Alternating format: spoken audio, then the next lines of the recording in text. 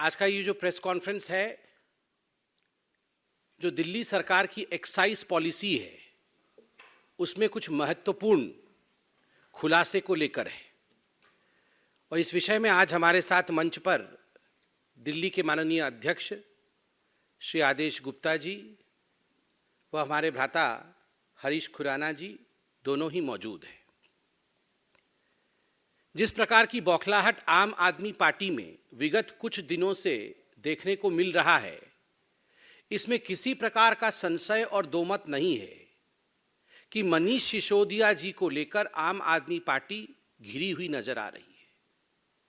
आम आदमी पार्टी चेष्टा कर रही है, कुचेष्टा कर रही है कि वो इधर उधर की बातें करें, किंतु जो मुद्दे की बात है कि मनीष सिसोदिया ने करोड़ों रुपए का घपला किया या नहीं किया, उस पर भारतीय जनता पार्टी जो सटीक और पॉइंटेड प्रश्न पूछ रही है, उसका उत्तर देने में असक्षम है आज आम आदमी पार्टी।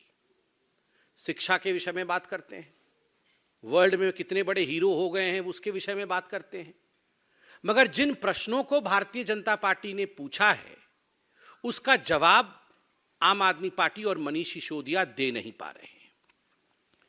हमने भी तय किया है कि हम प्रश्न पूछेंगे और एक्सपोजे करेंगे। Manish ji, here is a challenge to you. एक बात मनीष सिसोदिया जी, डायरेक्टली आपको हम बता दें कि you have no escape path. आप बच नहीं सकते हैं, क्योंकि भ्रष्टाचार के विरोध लड़ाई करना और भ्रष्टाचारियों को अंजाम तक पहुंचाना यह देश के संविधान का दायरा है। और आपने भ्रष्टाचार किया है, इसका सबूत मौजूद है, जांच हो रही है, और किसी प्रकार से भी आपके पास कोई एस्केप रूट नहीं है। इसलिए आप इधर उधर की बात ना करिए, जो प्रश्न हम पूछेंगे उसका जवाब दीजिए। मनीष जी, क्या यह हकीकत नहीं है कि जब दिल्ली एक्साइज पॉलिसी आप लेकर आए थे, उससे पहले एक कमेटी गठित की गई थी। कमेटी ने एक रिपोर्ट सबमिट किया था और यह कमेटी में 3 सदस्य थे। The composition of the committee being Shri Ravi Dhawan, जो उस समय तत्कालीन कमिश्नर एक्साइज के थे GNCTD के, और श्री संजीव कुमार डेप्यूटी कमिश्नर, और Shri Anand Tiwari additional commissioner trade and taxes GNCTD। और ये रिपोर्ट सबमिट किया था कमेटी ने। ये रिपोर्ट आज हम लेके आए हैं आपके सामने। जैसे मैंने कहा, हम कोई इधर उधर की बातें नहीं करेंगे। रिपोर्ट में प्रपोजिशन क्या था, इस रिपोर्ट में बहुत अध्ययन करने के बाद ये जो कमेटी एक्सपर्ट्स की बनी थी, इस कमेटी ने क्या प्रस्ताव रखे थे और क्या मनीष सिसोदिया जी आपने उन प्रस्तावों को माने थे या उन प्रस्तावों को आपने दरकिनार किया था, आज सवाल जवाब उसी पे होगा। ये जो कमेटी थी, इस कमेटी ने मोटा मोटी मार्च 2021 के आसपास, मतलब 1 वर्ष पहले रिपोर्ट सबमिट किया।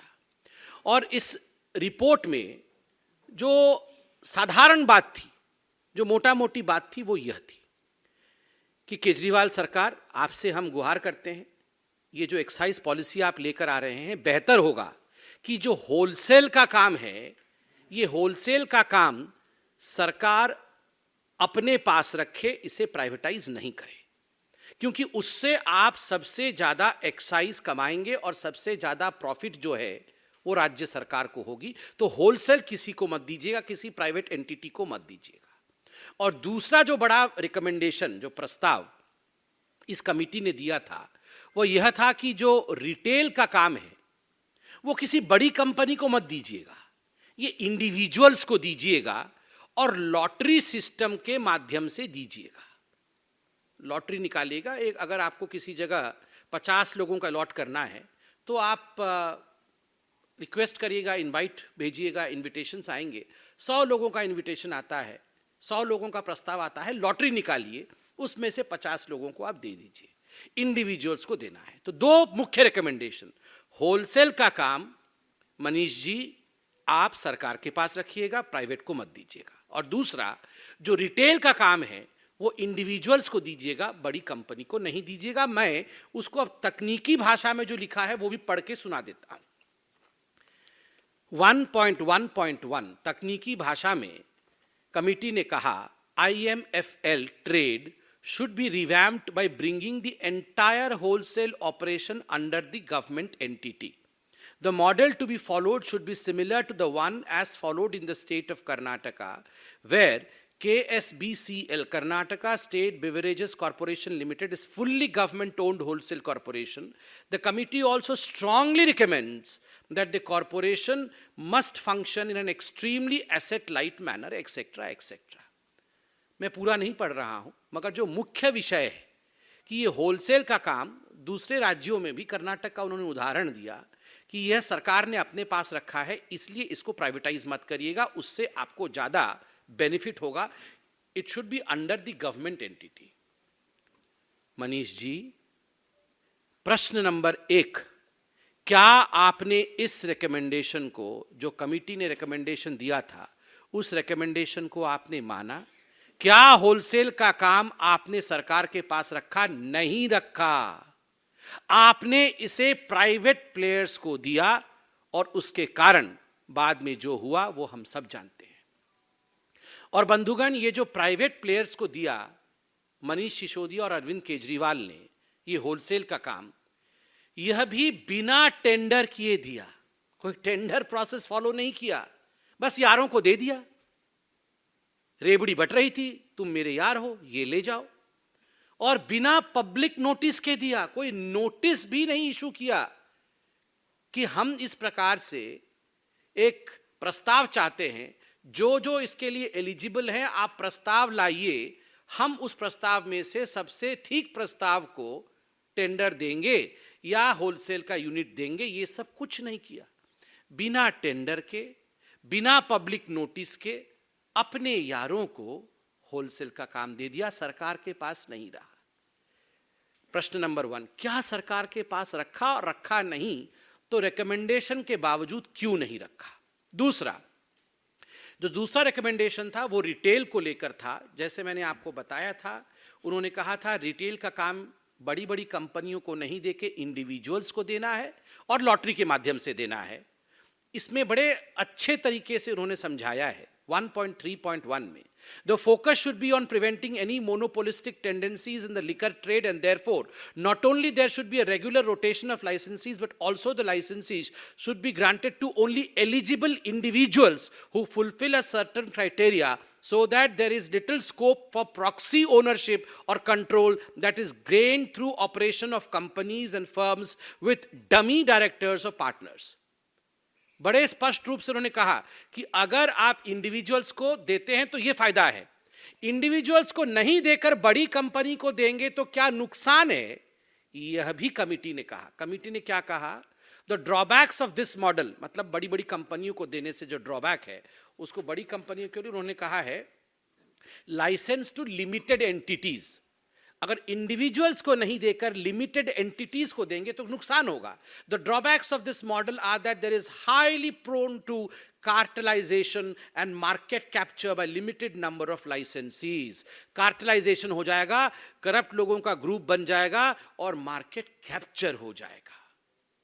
इतना रिकमेंडेशन, क्लियर कट रिकमेंडेशन, इसमें किसी प्रकार की कोई एम्बिग्विटी नहीं है मनीष सिसोदिया जी. उसके बावजूद आपने इन रिकमेंडेशंस को दरकिनार किया और आपने शराब माफिया को, जिन्होंने कार्टेल बनाया, उन कार्टेल कंपनियों को आपने दिया, उन बड़ी कंपनियों को आपने दिया जो और manufacturers are not allowed into retail. जो मैन्युफैक्चरर्स हैं वो रिटेल में नहीं आ सकते हैं. आपने कमीशन लेके मैन्युफैक्चरर्स जो थे उनको रिटेल में लेके आके, इंडिविजुअल तो दूर, मैन्युफैक्चरर्स को भी इन्वॉल्व कर दिया. और तो और जो ब्लैक लिस्टेड कंपनियां थी उनको भी आप लेके आके इन्वॉल्व करते हैं. क्यों? क्योंकि मोटा माल मिला. पंजाब के चुनाव के समय मोटे माल की आवश्यकता थी. जिसने मोटा माल दिया, इस रिपोर्ट को दरकिनार करके मोटा माल जेब में और वेंड्स, अर्थात जो दुकानें होती हैं, जो शराब की दुकानें होती हैं, वो कार्टेल के पास. आप सोचिए, ओपन एंड शट केस है जी, कोई लंबा चौड़ा केस नहीं है. आज एक छोटा सा बच्चा भी समझ जाएगा कि अरविंद केजरीवाल जी और उनकी कंपनी ने किस प्रकार का घोटाला किया है। इसमें बहुत कुछ समझाने की आवश्यकता नहीं। आपने ये कमेटी क्यों बनाई थी? ये कमेटी बनी थी रिकमेंडेशन देने के लिए कि सबसे बढ़िया एक्साइज पॉलिसी क्या होगा जिससे कि दिल्ली सरकार का आय बढ़ेगा। आप तो बोल रहे थे हमने तो कमाल कर दिया जी, हम तो ऐसे एक्साइज पॉलिसी लेके आए हैं, हमारी तो 9 गुनी जो है इनकम बढ़ जाएगी। वर्ल्ड का बेस्ट है, सब कुछ तो इनका वर्ल्ड का बेस्ट ही होता है, इनका वर्ल्ड का दूसरा नंबर कुछ होता ही नहीं है, ये वर्ल्ड का सबसे बेस्ट ही होता है सब कुछ। अरविंद केजरीवाल जी जो भी करते हैं वो वर्ल्ड का बेस्ट होता है, दुनिया का नंबर 1। ये दुनिया की नंबर 1 एक्साइज पॉलिसी आप रिकमेंडेशन फॉलो नहीं कर रहे थे, ऐसा क्यों किया आपने? सबसे महत्वपूर्ण विषय इसमें आगे मैं आने वाला हूं। आप देखिए, ये जो रिटेल का काम दिया गया, इस रिटेल के काम में पूरे दिल्ली को जोन्स में बांटे गए। लगभग 32 जोन में दिल्ली को बांटा गया कि 32 जोन में एक एक करके कंपनी को उन्होंने लगा दिया कि तुम्हारा ये जोन हो गया, तुम जाके वहां पर दुकानें खोलो। एक जोन में लगभग 27 से 30 वेंड्स, जिसको अंग्रेजी में वेंड्स कहते हैं, या दुकान, ये शराब के ठेके, ये ठेके एक एक कंपनी को एक एक जोन में 27 से 30, और एक एक कंपनी को 2 जोन दिए गए। जितना जितना मोटा माल मिला उसी हिसाब से दिया गया। तो एक एक बड़ी बड़ी कंपनियों को, ब्लैक लिस्टेड कंपनियों को ये 2-2 जोन दे दिए गए, अर्थात एक एक कंपनी को लगभग 55 दुकानें, 54-55 दुकानें एक एक कंपनी को मिल गई। अब आप सुनिए क्या होता है। ये जब हमने प्रेस कॉन्फ्रेंस किया, जब एलजी ने रेड फ्लैग किया, कन्फॉर्मिंग नॉन कन्फॉर्मिंग जोन, ये सब बातें सामने आ गई, कैबिनेट का रेट्रोस्पेक्टिव डिसीजन लेके वापस किया, मीडिया ने सच दिखाया, तो इन्होंने एक्साइज पॉलिसी वापस ले लिया। मगर वापस लेने से पहले की कहानी आप सुनिए। मैं कागज भी लेके आया हूं, हमारे पास कागज है, हम वो आम आदमी पार्टी की तरह बिना नाम लिए कुछ नहीं करते हैं, सब कुछ कागज के साथ करते हैं। 31 मई विगत महीने 31 मार्च पहले, विगत वर्ष 31 मार्च को 4 जोन के जितने रिटेलर्स थे उन्होंने अपने वेंड्स अर्थात ठेके सरेंडर कर दिए। एक्साइज पॉलिसी आपके वापस होने से पहले कंपनीज ने सरेंडर कर दिया कि भैया हमसे नहीं चल पाएगा, ये आपके पॉलिसी में फॉल्ट है, हमको तो नुकसान होने लगा है, हम सरेंडर कर रहे हैं। तो 31 मार्च को 4 ने सरेंडर किए, जोन 24 में ट्राइडेंट ने किया, जोन 25 में पाथवे ने किया, जोन 26 में श्री अवंतिका ने किया, जोन 8 में अध्वर्व ने किया, और ठीक उसी प्रकार मई 31 को भी 5 जोन के जो रिटेलर्स थे उन्होंने, जो इन्हीं की कंपनी थी, उन्होंने सरेंडर कर दिया। जोन 1 में भगवती ने, जोन 3 में खाओगली, हाँ, जोन 23 में मगुंता, जोन 20 में ग्लो, जोन 29 में यूनिवर्सल, जुलाई 15 में जोन 30 में पॉपुलर स्पिरिट सरेंडर। ठीक उसी प्रकार जुलाई 31 में 1 2 3 4 5 6 7 8 9 पॉलिसी विड्रॉ हो उससे पहले 9 रिटेलर्स ने सरेंडर कर दिया है। कुल मिलाकर 19-20 रिटेलर्स जिनको इन्होंने ठेके दिए थे, हमसे ना हो पाएगा, पैसा तो हमसे आपने ले लिया, अब हमारा क्या होगा, ये कह के ये 19 कंपनियों ने सरेंडर कर दिए, हाथ खड़े कर दिए।